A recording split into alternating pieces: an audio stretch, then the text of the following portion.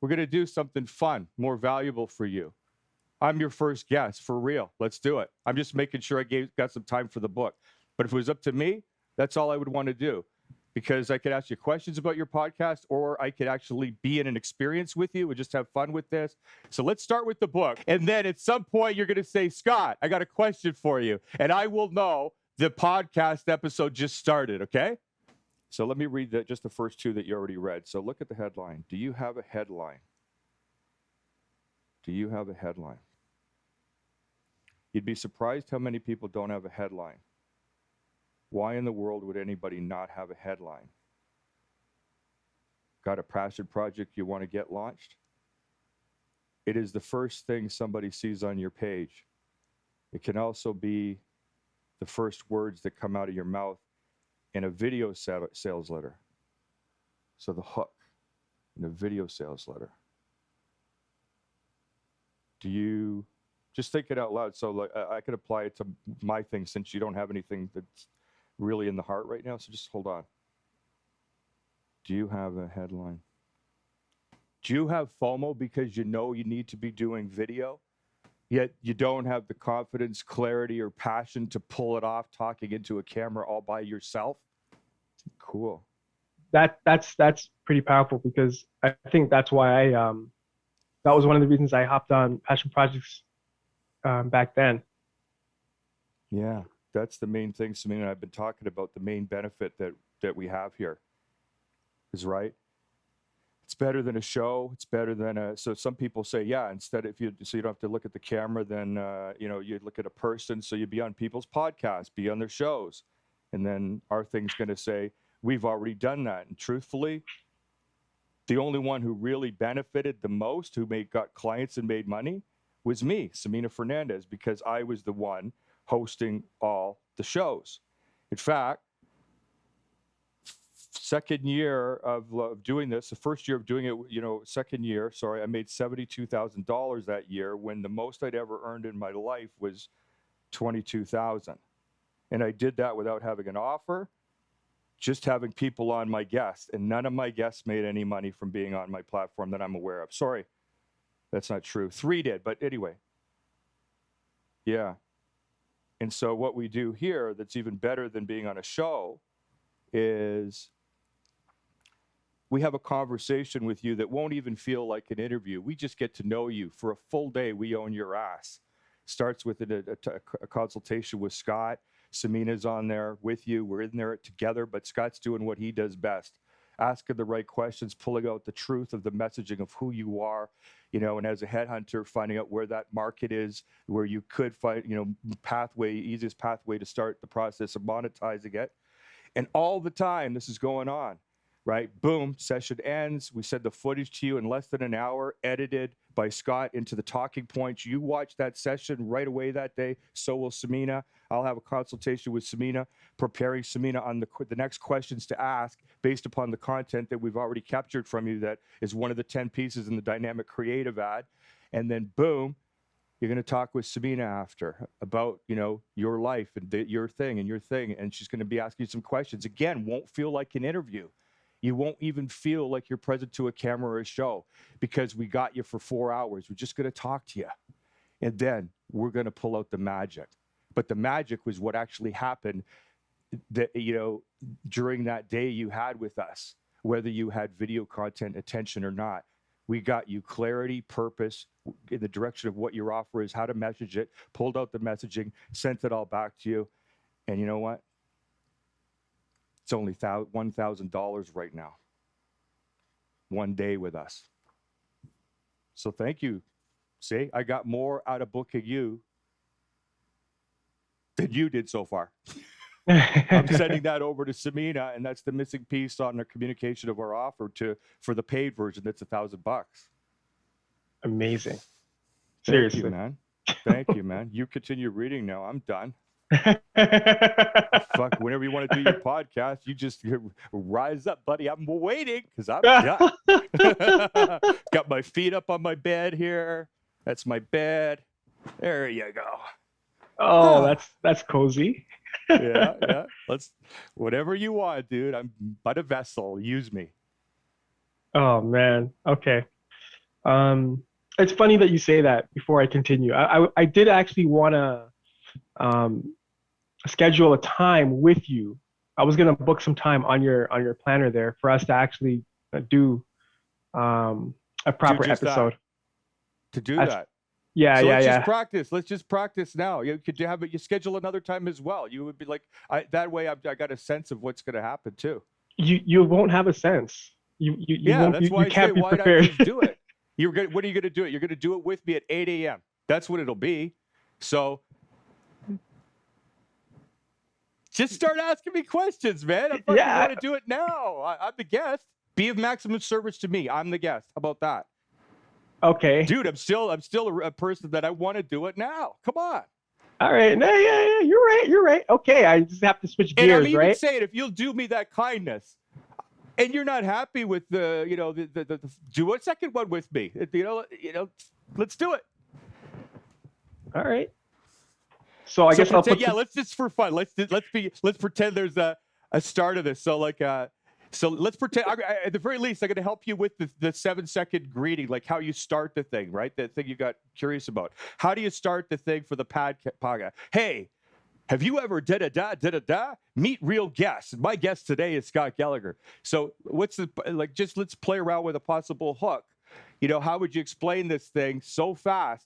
Because we lose people's attention on the podcast within the first 7 seconds, usually the first 3 seconds.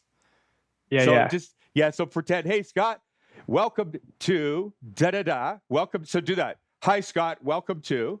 So my intro is like this. I Oh, say, okay. hey Yeah. guys, You already welcome got one. to. You already got one. Okay, go. Oh yeah, I've been doing the podcast. Go.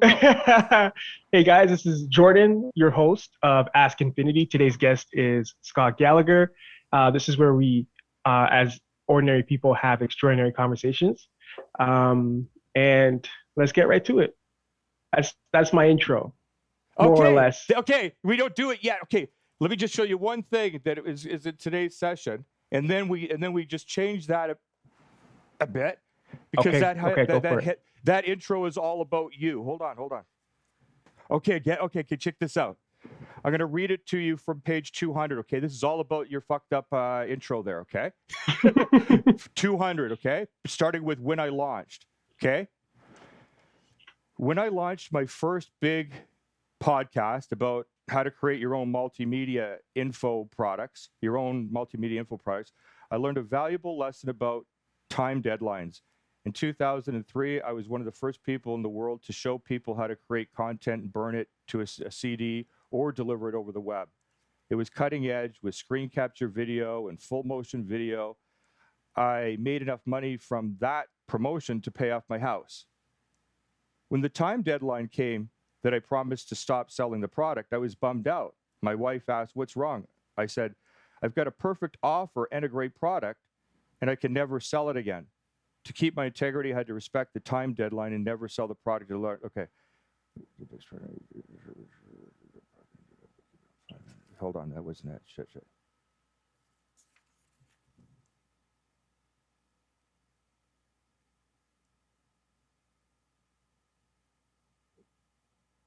Okay.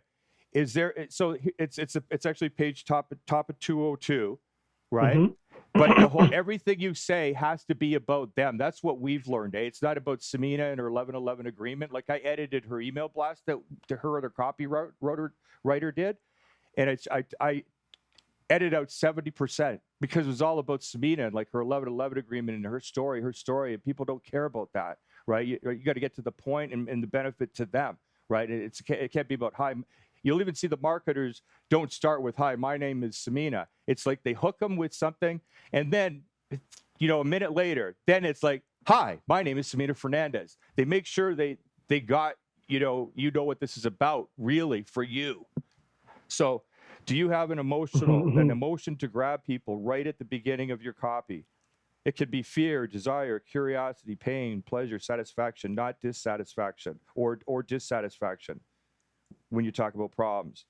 There has to be emotion infused into your copy. And then I'm going to skip to the next paragraph. So if your copy is not performing, you need to look at it and say, is there something here that grabs people emotionally other than the promise to make money? or the promise to, here's an interesting guest named Scott. And 9 times out of 10, from my experience, people buy out of dissatisfaction with their current circumstances.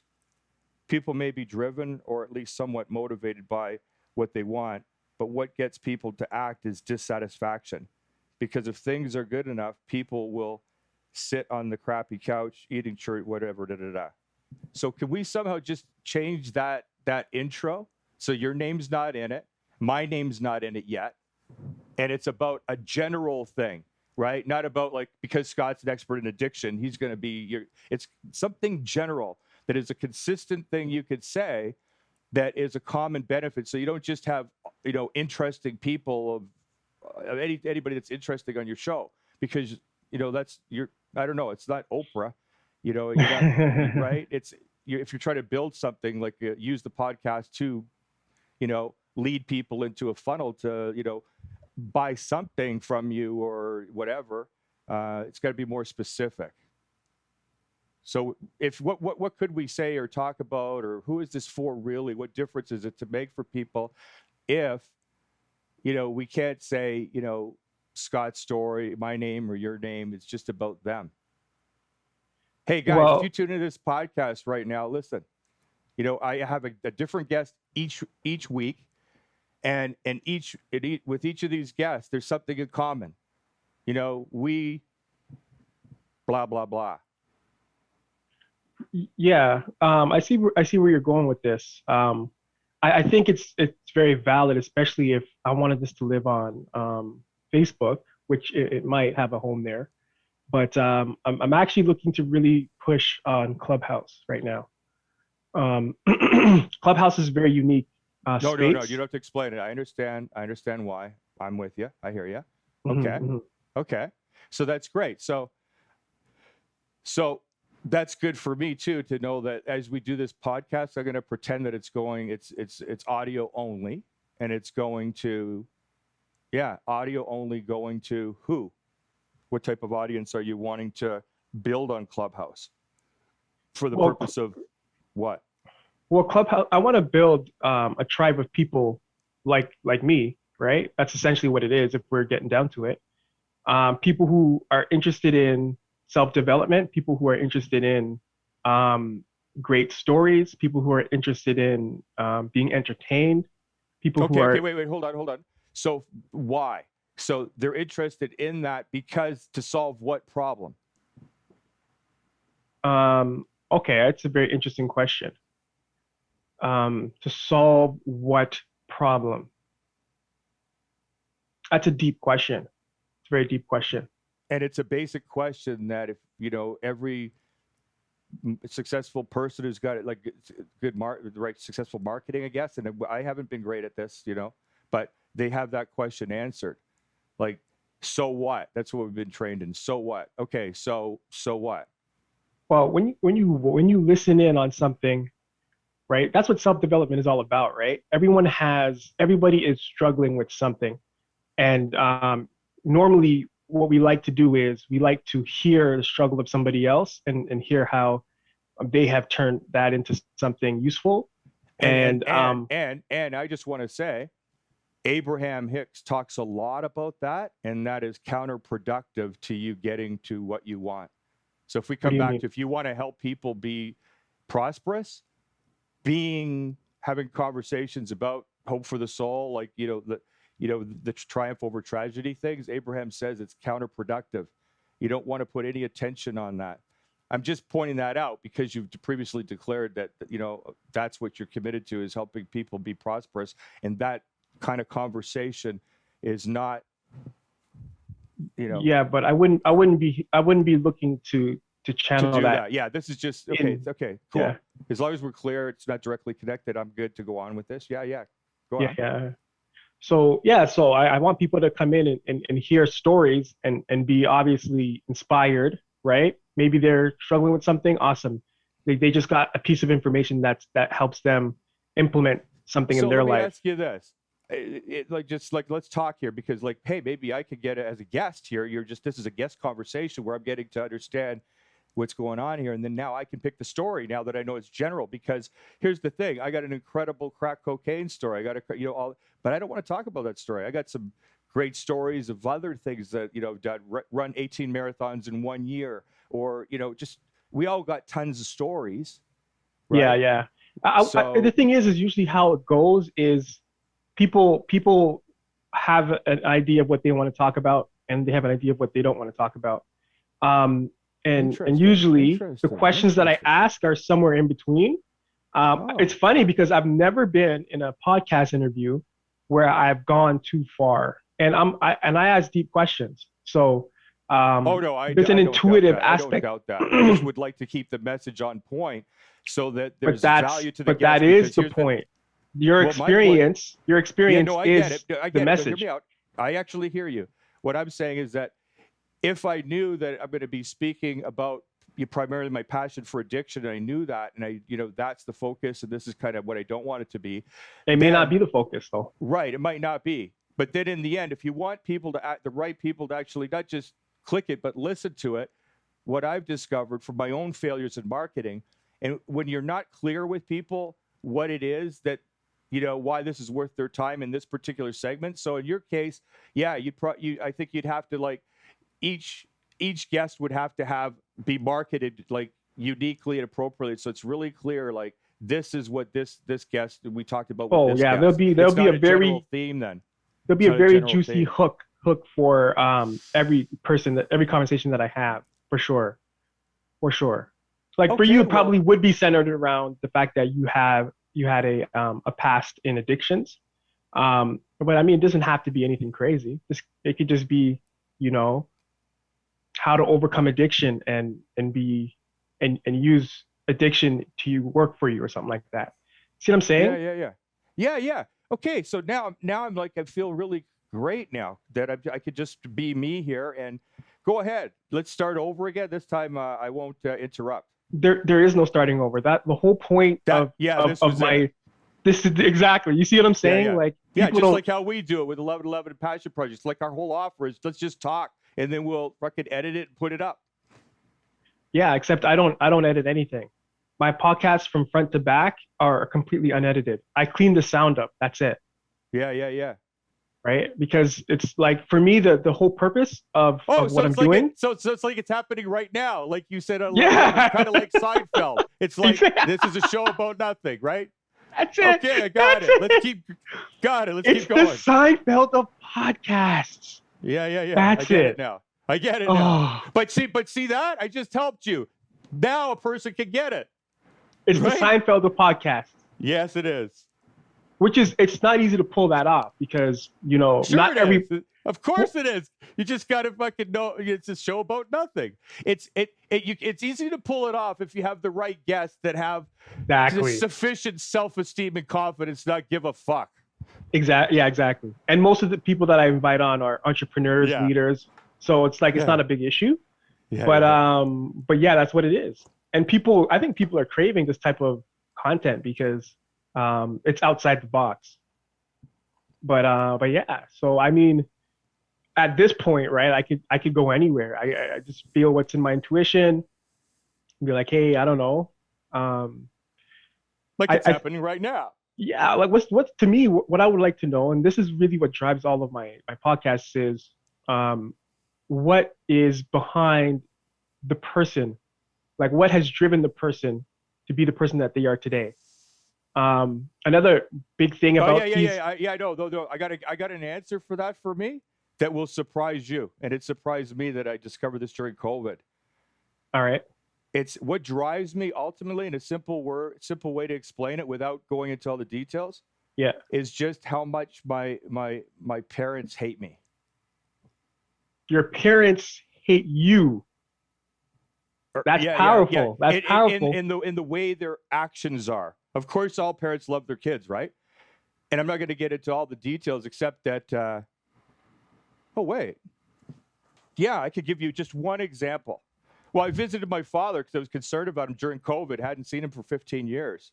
Yeah. And I walk in the door, right? I knock on the door, and he's like, "Take off the mask. It's just da da da." And I said, "Oh, I just put it on for you." "Oh yeah, you're just stupid. You're brainwashed." They sit down, and he just goes on and on about how much of a moron and how stupid I am, and I never, and I don't interrupt him. I just let him talk, and then I gave him, like, I was going to give him this thing, like, what is it called? Google Box, the thing, so you can talk to the box, Google Home. Yeah, Google Home. Yeah, Yeah, yeah. if that, whatever that gift is, I don't need it. Like, just give it to someone else. And it was like he was basically saying, I'll never see you again. Just get out, just get out. And then my last conversation with my mother was when I did an email blast to get Samina to get votes for the Waterfront Awards. Yeah. Right? Hold on, And before you go into the story, can you hold that thought, because what you just said about your father is like super important. And this is, to me, this is where the juice is. I'm just curious. What did that experience teach you in that moment when he said that? Like, how did that land in your spirit? well, it's not it didn't hurt. It's like, you got to understand. I got to tell a different story so you got to understand. It's not about that moment. It was like, I was great. I was Mhm. great. I just was love. I just left, and I said my last words were, I apologize for being a disappointment to you, and Mhm. then I walked out, and I'll never see him again. And it, the thing is, when I was a kid and I was living with him, one day he said, "On the day you were born, son, that was the day my dreams died." Right? That's when it really hurt. And then all the different actions, like getting drunk and then waking me up at, at grade 12, and because he didn't have a woman to bring over, so he wanted to talk to me while he was drunk. And it was just so fucking scary. And then I loved music, and he didn't come to, not only did he not ever see me perform, and I skipped grades. I was in grade 10, but they put me in grade 11 music and put me in a different instrument. I was learning two instruments at the same time. I was this prodigy. I was like, I don't want to say prodigy. I don't mean to be whatever, but he, not only did he never attend anything, when I was about to go on a trip, he called the school drunk and made me get humiliated and taken off the bus to go to Kentucky on the school music exchange program. Right? That's the stuff. And the lesson, the lesson. It's not the lesson. You ask what drives me. Yeah. It's experiencing, whether it's true or not, experiencing such hatred and such control, and from the people that you're the closest with, your mother. Yeah, that's why I got to tell you the Waterfront story. The email blast goes out. My mother's somehow on my list.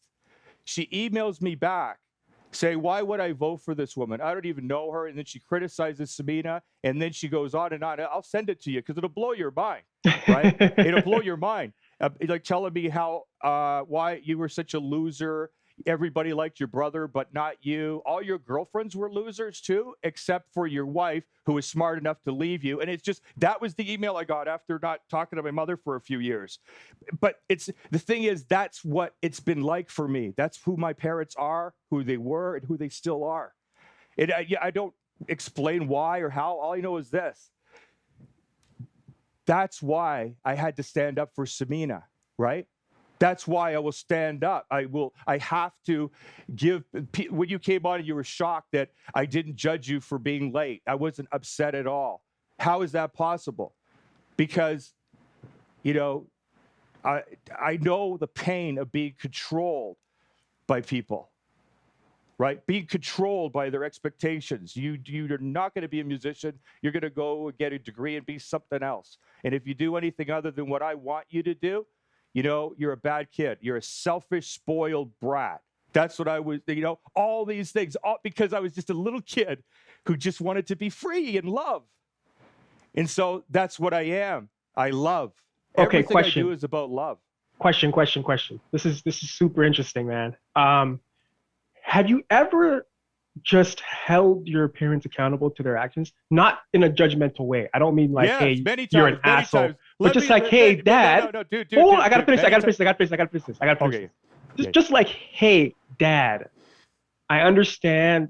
We've had our differences, but like, what's really going on? Like, I like, there's a lot of tension here. I know you feel this.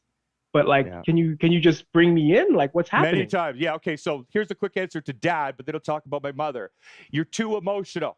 You're too emotional. I don't want to talk about it. Just stop it. That's what I'm trying to make amends for or something or whatever. You can't talk about it. My father won't let you talk about anything. He just won't let you talk. He'll just talk at you. But let me do one more specific with my mother. I'm married. My mother always, always, always, always. You can't be in the room with her without her trashing someone. It's either you or a family member. And at one point, I got healthy enough after doing Landmark and after, booking people and becoming a healthy human being. I realized I can't participate in that shit. And so I would go over and say, Mom, I just want to let you know, don't talk about my brother like that. Not angry. If you talk bad about him or any of my family members, this visit will be short. I'm not going to get mad at you, Mom. I'm just going to leave. I just cannot. And my mother would just fume because, and you could feel it because she just wanted to trash somebody. It's all she knows how to do is complain and blame. We grew up in welfare, right? But then we're married. I'm married. One day, I'm talking to my mom after and she says something negative about my wife, right? And I yelled at her. I said, don't you ever fucking talk about my wife. Like the second the first thing was about to get negative, like I didn't even get to let it go negative. I was just like, I don't know, something in me was like, enough is enough. If you ever fucking talk about my wife in a negative way ever, Mom, I'll be hanging up the phone and you won't see me for a year. And she never talked bad about my wife ever again. But, and then it would be, that's what it would be. It was like I would be setting these boundaries with my parents, Like these are subjects that if we talk about this, I'm just going to have to leave. I won't get angry, Dad, because I love you and I don't want to get into a fight. But when this happens, I just politely leave and you'll know why. And I'd be parenting my parents. And what would happen is there'd be like, okay, you broke the rule, so I'll see you, I'll reconnect with you like in a year, like I said. And then it's 2 years. And then eventually it's like, if 15. you ever, the email that I will share with you, I put it on my Facebook to get Sabina more votes, and she won first place, right? She won first place, most number of votes for People's Choice Awards, and she was a nobody. 1 year later, she wins first place, right? That was the end. She knew it. My mother just wanted to make sure she could just have one final say, because I asked her, please do not email me back, but I know you will email me back because you cannot not email me back. I just had to ask Siri to write a note, because what you just said was absolutely powerful, and I need to remember that. It cannot be something I forget, because that's something that I want to have an open room discussion about, is how to hold a mirror up to your parents and reflect all of the things that they need to deal with, all of the traumas that they need to deal with in a loving way. Because here's it's you don't actually do it. Step one is you don't have that conversation when you've been triggered or you're angry. You can only have that conversation like when you are knowing that you're having this conversation, you're in a good place and you're coming from love. And if you get there and you get all terrified and scared, which would often happen when I'm in the presence of my parents, then I wouldn't have the conversation. You don't want to have it when you're angry or you're afraid. But then the conversation is not about telling them you need to go counseling, you need to deal with your trauma. It's not that, because then you're just doing what they do to you, which is making you focus on all your defects. You don't do that game with them. It's art of war, but it's the art of love. It's a different game. It's a different conversation. And it's just, Mom, I love you. And when you do this and talk about my brother behind his back when he's not here, it hurts me. And I feel I'm being disloyal if I don't stand up for them, but then we're going to have a fight if I do that. So I just want to let you know, when I come to visit, I know you want to see me. If that happens, I'll remind you, but the first time, but if it happens again, I'm going to have to lovingly walk out the door. And please, I know you're going to get mad, but don't. I love you. I'll come back. But I have to have these rules, because you're right, Mom. I don't enjoy seeing you. You always make me feel bad about it. Why don't you ever call your mom? Your cousin calls her mom. Everybody. You're such a bad kid. I get it, Mom. I don't want to blame you. I get it. You want to see your son and you don't get enough of me as it is. That's what you're saying. But on the other hand, if you start talking trash about any of our family members, anyone I know, I will have to go home. Yeah. That's it. Yeah. That's it. Powerful. There's your answer right there. Yeah, I truly do believe that every child, especially you seem like the black sheep of the family, and it's usually is that an understatement? That's only if you're a prejudiced person, you're racial, and you think black is bad. What? I'm the fucking I'm the pukiest, greenest, fucking most disgusting, hated color on the planet by the masses, whatever that is. And I'm sure it's not black. I love black. Well, I'll say this. The reason I say black sheep is because I know. I know. I was just they're doing a little rare. programming on the masses, you racial fuckers. Okay. Yeah, but where was I going? I feel like yeah, usually the black sheeps are the ones who have to hold space for the healing of the generations before them. If they don't And take their lives first, that's true. yeah, exactly, exactly. If the weight is not too much for them to bear, and obviously The you've only lifted way that out weight. for them is what you said. Yeah, if you want to live have a chance at living an enjoyable, peaceful, satisfying life on this planet, yeah, you'd have to do what you're suggesting. Which is beautiful because for you to even pull that off, you have to heal yourself first. And obviously that's what you did. And now you're able to be in a position to help them, which I love. Um, man, that is powerful. And I have to tie that into something I've said so many times, which is that I learned how to love from helping addicts. Step 12, taking an addict through. That's a headline. I learned how to love by helping addicts. Yeah. I learned how to love myself by helping addicts. And here's Okay. how. Because I was in awe. I was scared. I was like, I can't even believe God would have a fuck up like me going to have this appointment with this guy. And based upon what happens between us, he's either going to like have a great life, do the steps, help others like I'm doing, or not. And it was like a profound honor and a responsibility, which I did not take lightly because I knew the pain of addiction, right? Mm-hmm. And it was like once I had the first session with the first addict, I walked out of that appointment crying with joy and thanking God how much he loved me. And I couldn't believe that, I was useful. I made a real difference. It had nothing to do with money. And it was so good, man. And it was like all of a sudden that energy of my gratitude for this experience of helping another addict caused all these people to want me to help them. It's like they could feel it. And then I was helping so many people, and it was at least 1 to 3 people a day in the beginning because I was so depressed. And I would either be like doing God's work and I wasn't there. That's what it was. I learned to love myself by actually not being present to me for these moments. Right? Because there's always an agenda in something, right? Why am I wasting my time? Why am I spending my time to help myself stay recovered? Yeah, I get it. But there was always something about me in this interaction. And truly, this was the only situation I'd ever experienced in my life where I'd show up to the appointment and this had nothing to do with me. And it was me not being there that I experienced God's love. Me not being there, I experienced love.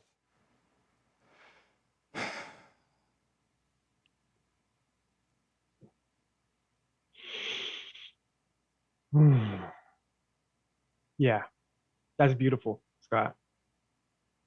Sure is, man. God, yeah. So do you, and this is a question that I ask not most of my guests, not all of my guests, but I'm going to start asking all my guests this question because it's very deep, very powerful question. Do you feel like there was some grand purpose behind all of your experiences growing up, and do you feel like there's a connection between dude, having your shitty parents and the ability for you to help people? Yes. Here's what happened. At one time, 15 years ago in recovery, I made amends with my father. I had to do it on video because he wouldn't let me, whatever. And I ultimately on video, entered into his world and could see that from his perspective, I was a disappointment. I hurt him. You know, his dreams died. And instead of like always defending myself and having a Jaguar, see, it was worth it, Dad, I'm successful. Nothing I did would be successful enough for my dad. He just wanted, all he's been saying is that because I was born, his dreams died. So all I did kind of basically say is I like honor and acknowledge that experience and just say sorry, and but not from a guilt or blame thing. It was just say what his soul needed to hear, right? That's what it was. It was that conditional. I'm just going to give it to him, right? Yeah. And not make him wrong. And then when I did that, I had this peace. And I'm not saying this, what I'm going to say is true, but this is the thought I had. It was an empowering context that my dad and I were in heaven. And I went to my dad and I said, before we coming down, and I said, Dad, I want to make the biggest difference I can and provide the most love to people that need it so much. And in order for this to happen, when we go down there, I need you to be the most wicked father, and I need you to hurt me in the most extreme ways. And my father begged me, no, I can't do that, son. I won't. I won't. And he loved me enough to play that role. And that role, the moment I went back to live with my dad, that role was happening. I didn't know my dad, right? We did not live with him. I never got birthday gifts from him. The only birthday thing I remember is when I was living with him the first year. It was my birthday, and I witnessed him at grade 10 get a blowjob from some woman he picked up, and he said, "Happy birthday, son." And it was I was a virgin. I wanted to be a virgin. I was a Christian. I was what Christianity meant. And hold on. What did I just say about my father? Yeah, the heaven thing. The heaven thing. We said this in heaven.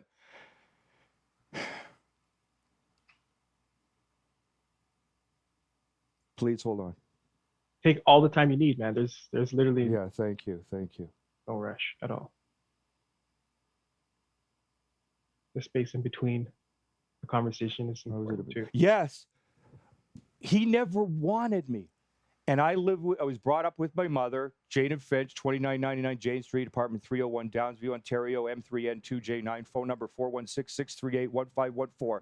The only address I remember, my childhood, where it was great living in the projects. And then we moved out of the projects, and I hated it. And my mother called my father, who I did not know, and said, I heard the call. Frank, I'm done with your son. If you don't take him, I'm sending him to an orphanage. And I got my dream. Because anytime I got in trouble with my mom, I would say, I want my daddy. I want my daddy. I want my daddy. My daddy would not treat me this way. I want my daddy. And so my dad took me in, and that was unconditional. That's how I'm looking at it. When there was a gun to his head, the man who did not want a kid, did not know his kid, would not let his kid go live in an orphanage, and he took me in, even though he was an alcoholic. He didn't know he was going to fucking abuse me the way he did. He loved me that much to take me in, right? And so that we could fulfill the divine purpose, if it were true, that now you could torment me now that I know you. First abandon me and not be there. Every time there's a Christmas, a birthday, make sure you never say happy birthday, never give your son a gift. Let's start there. And then when you do come into his life, make sure he's got to run. It was so bad. When I got off that trip in the Kentucky, the music trip, the bus. Yeah. I didn't know where to go. I was terrified to go home. So I just walked to one of my best friend's parents and just told them what happened. Can I stay here until my dad's not so drunk and I go back? Because it just happened. And because they knew my story through my best friend, I guess, right? He didn't tell me. Dave Clark didn't tell me from Real Statics, the drummer. Dave Clark did not tell me that he was telling, his parents about what I was dealing with. But they said, you're not going home, and you're not going home ever. And you're going to stay right here. And this strange family. Wow. took care of me and got me into the system. And I was in grade 12 and I had a full-time job working as a cook at a restaurant. And, I was getting some government assistance, and I was also like quickly living on my own in grade 13 with a full-time job, got a 51% average. I used to be an A student, but that's because I had a full-time job while I was going to school full-time. And while I was now drinking and doing drugs. I only started ever drinking, doing drugs, or any of that stuff shortly after my father said, son, when I was your age, I had life by the balls just like you. I had dreams and plans just like you. In fact, when I was your age, son, here's what my plans were. I was going to go to school. I was going to get an education, get a degree. I was going to own a business, then get married, and then have kids. But your mother lied to me and said her tubes were tied, and they weren't. And then all of a sudden you were born. And on the day you were born, son, that was the day my dreams died. And in that moment, a little kid made up the interpretation that was not true, that I was a mistake, I was bad, I was evil. Like I'm so evil that I came down to earth to destroy my father's dreams, and there's nothing I can ever do to make it up to him. So that I became addicted to success and just being, no matter how successful I was. When I founded All Addictions Anonymous, it's all over the world. I'm helping addicts and other people are helping addicts. And then I go see him and he says, what's new? And I tell him how exciting it is. And he just, are they paying you any money? No, Dad, but I'm sober of all my addictions, right? Well, Yeah. And he's like, so you're hanging out with losers. If you don't do that, if you hang out with losers, you're going to become a loser. As he smoked and drank his beer. That's the end of that download. Man, I'm blown away, What man. a story, eh? What a story. I hear myself, I don't think about these things anymore, right? Just like, wow, what a story. I used to have to think about these things because I was delivering school programs, to kids, having to tell my story in the way that would make the biggest impact on them. And that was, to me, to not play the victim like I'm an addict. See, kids, what happened is when my dad said these bad things, right? I made the decision that I was evil, bad, and good. No, my dad was just trying to apologize because he was feeling so bad about the fact he knew he was going to go drinking again tonight, and he was going to wake me up in the middle of the night. He couldn't say sorry because he can't say sorry if he knows he's going to do it again. He was trying to explain why he's such an asshole, but he would never say sorry. So that's a more empowering interpretation than I'm evil and deserve to destroy my life. Yeah. Right? It's funny because I had dreams. I was going to have them all come true. Even in computer science, they taught one language, Fortran. I was so good. They were teaching me two languages, Cobalt and Fortran, when computers first came out. And I was like, I was going somewhere, but somehow, kids, I made the decision that I did not deserve to have my dreams come true. But at the same time, I also needed to prove to my dad that it was worth him sacrificing his life for mine. And that's why I would just continually sabotage. I'd be successful and then wreck it all. And then be successful again and then wreck it all. And it was only after I finally accepted my father that there was nothing I could possibly do that would make him proud of me ever. That was the beginning of an amazing life for me. Yeah.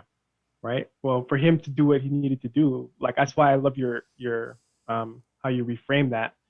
For him to do what he needed to do, he needs to be something. Right. And there's no guarantee that he will ever stop being that thing until he passes back to the other side. And so it really is empowering to acknowledge that in a parental figure that, hey, this thing that they are that helped you evolve and become the best version of yourself, that might not ever change. Yeah. And the best thing that you can ever do for them is just accept whatever it is. Because truthfully, I believe that that's really how we help them. Absolutely. I think, we'd be an example of loving them anyway. Exactly. We'd be an example of not participating in the dynamic. And see, let's come back to my story, right? Yeah.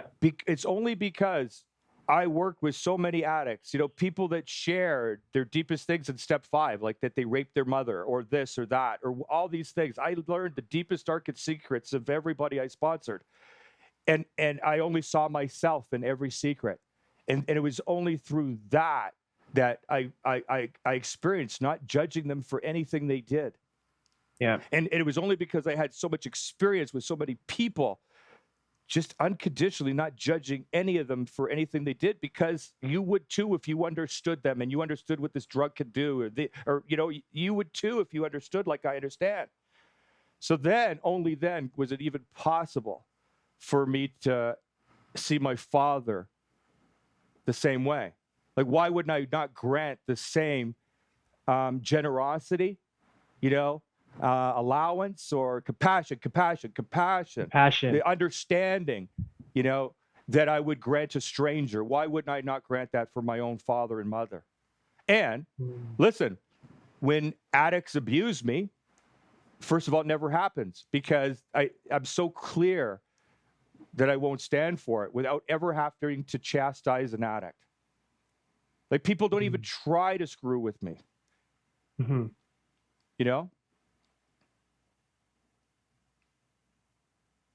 All I got to be is the same guy that I am for these strangers that are sick, let's say, that are tortured, and they come to me for some help. So my father's now one of those addicts, and he's tortured. So he's doing what we all do when we're in that unrecovered state, right? We fucking fear, hopeless, depression, like just fucking, we cause a mess, right? And it's my choice. Do I want to sit into that mess? And no, just know that you can walk away anytime and you can still love them. And when you can't go there because you're too scared, then, you walk away. Like, when I left from seeing my father 2 months ago, what I didn't tell you is Samina was there for me waiting in the car, because I was terrified of this man. I was terrified. They're like, I had to have her. And she sat graciously in the car. And then I was so godly. And then when I walked in the car, I just started crying. And I said, could you please call your father? I just want to go sit with him and tell him what happened. And I went to Samina's family, and I cried and I cried. And they just listened to me, and I was loved. It undid everything. And Fatima, Samina's mom, said to me at the end, you know who you are. You know who you are. You're not that. All those things your father just said about you. It hurt, man. I didn't expect that. He went on and on, like just 15, 20 minutes, all just saying all the negative, all the shitty things he thought about me. And he's saying it again. When I was in grade 10, he's just saying it again. And you're a moron. You're so freaking stupid. He says, don't you even think of coming back here unless you're not stupid anymore. That was his last words. And I didn't even say anything. I just listened.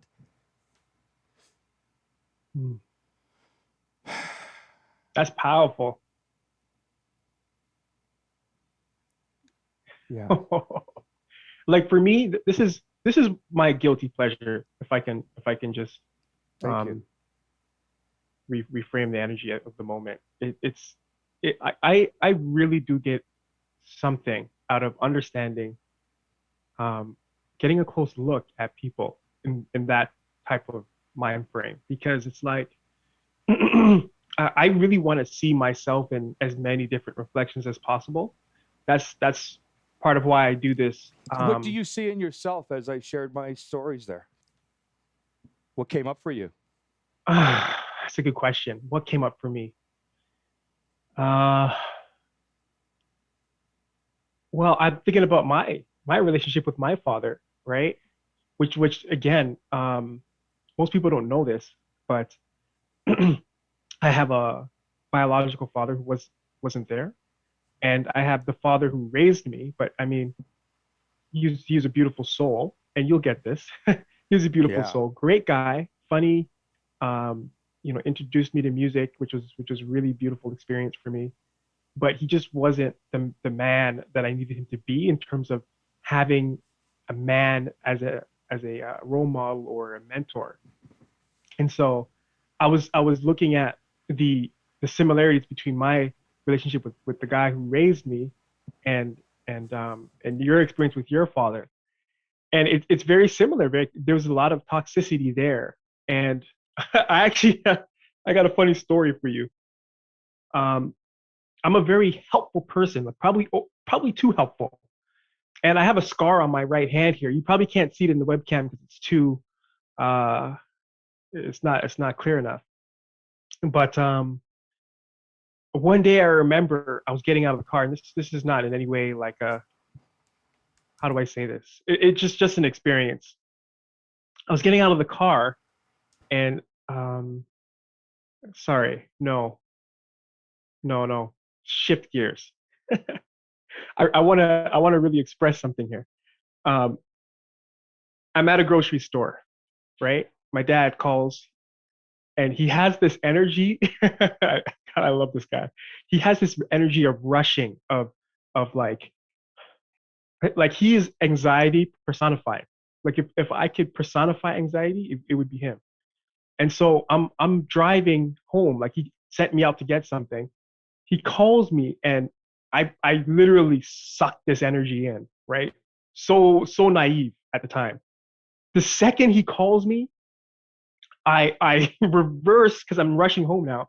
I reverse like a madman, and someone's coming into the parking lot, and I reverse right into the car. And it's like, holy shit, I didn't even know what to do. But just being in that experience made me realize, you have to really take something positive from the negative. Because anyone who's in an experience like that would be like, I had so many reasons to curse this guy, right? I had so many reasons to blame him. But, really what I take away from that is my ability to discern energy.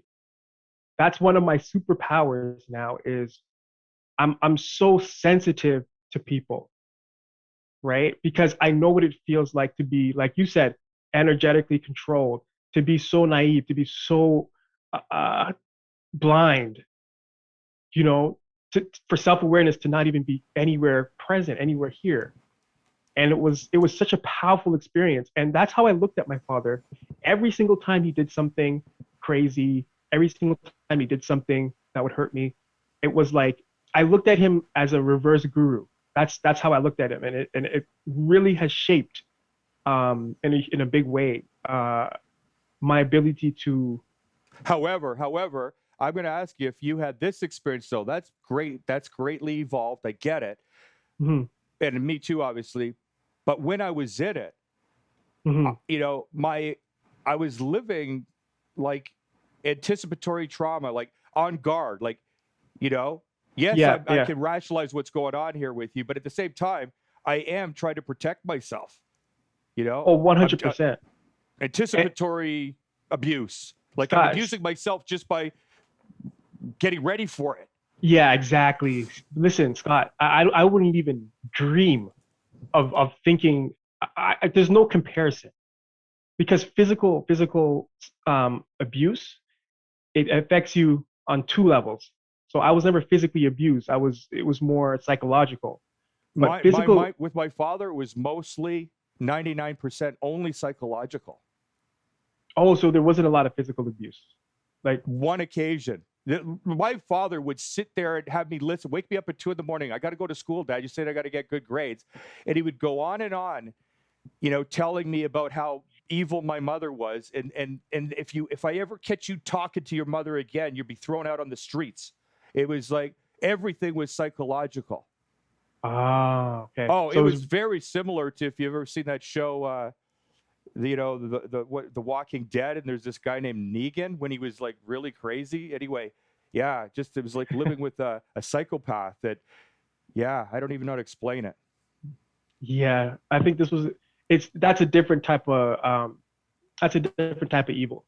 I think there's some similarities there, but But I'm saying but really I'm only talking about one thing. The impact is having to live your life on guard, waiting for, wondering when is he gonna like uh, do that thing to me again? Because I might be in a good state and I can handle it, but I might not be in a good state. And then when I'm not in a good state, I'm scared.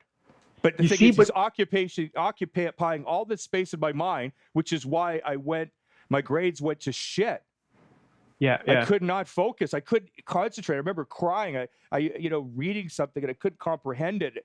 And I started crying because I thought I'd gone stupid. I used to be a genius and now I'd gone Mhm. stupid. I started crying all by myself because I thought I lost my mind. I don't understand. And I didn't understand. It was because of all this, wondering and worrying about when the next, thing's going to happen, whether it happened or not, This makes sense.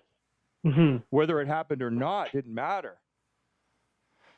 It's Just like it's in business, they teach the power of focus. You got to focus on one thing, one thing, right? And I couldn't focus on the only thing I could focus on is like not getting hurt, sleeping under my bed so that when dad came in, at least I'd have a head start. And then when it was the wintertime, it was so freaking cold, I'd sleep on the balcony because it was so cold out there that no matter how drunk he was, I found that he wouldn't come out into the balcony because it was just too cold for him. And he would, and so I found it safe. To this day, I have my air conditioner on right now in the winter. I have to have the room freezing in order for me to just feel really comfortable. It's a weird thing. It's a weird thing. it's funny that you say that because um, it reminds me of an experience that I think we all have, which is our parents are like this God figure.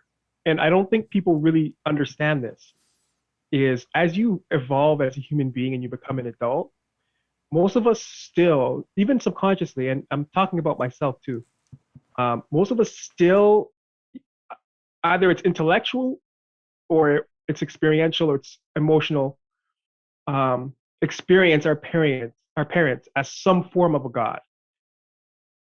And that's why they have this hold over us because they brought us into this life and they were it's like being a master programmer at the beginning and at the inception of writing a program.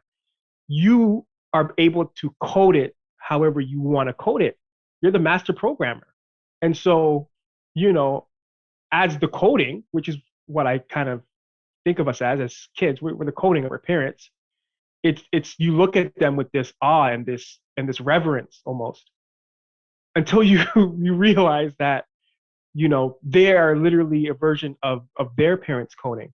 I need to write this down. And of their parents coding, You and don't then they have to become write it. Just so you know, I'm also recording here. I'm going to send you the audio, and you can do what you want with it. Go ahead. yeah, yeah, perfect. That will free up some memory. So yeah, so it's like once you realize that they're human, then you can really start to, and this is something I'm really leaning into more and more every day, is you can start to have a real relationship with the human and not the parent. They're no longer mom, they're no longer dad. It's like you call them by their name, even if it's you just want to do it mentally, and you meet them human to human, And right? here's the other thing too. And I've got to a place where it's also okay to just look at your parents as, look, my family is Sarah Clark, Samina Fernandez, Zev Rohr, and Samina's mother and father. That's my family, right? And the Clarks, that were my family when raising me, kind of, right? And it's okay to just say, hey, do I really want to hang out with my mother, right? Just because she's my mother. Hmm. And is that the kind of person I want to work so hard at being able to survive our interactions? Like, it's okay. I don't Yeah. owe my parents anything, just like they don't owe me anything. But if Hmm. these are family members that or people, just people. If do I need to? Do I treat addicts like this? Oh, just keep abusing me. You're not willing to do anything about it. You won't do the amends. You won't help other people. I don't chastise them, but these people I don't hang out with. So, do I even have to hang out with them? Do I even have to? Well, you're going to regret it if you don't, if they die and then, and you didn't get that one last interaction with them. I've done everything I knew to do to create a condition for me to enjoy and look forward to spending time with them. And no matter what I did, there comes a point where you got to say, you, Scott, are insane, Mm. right? Hmm. You're insane.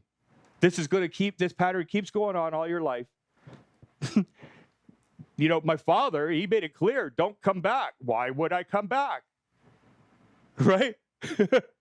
He's told me what he wants. I came back. You know what I mean? It's just like, it's okay to not have any sense of duty or guilt or responsibility whatsoever with anybody. Yeah. With anybody. Nobody owes me anything. Nobody owes me anything. Yeah, I think that's a very liberating thing And to I say. don't have a responsibility to have anybody in my life.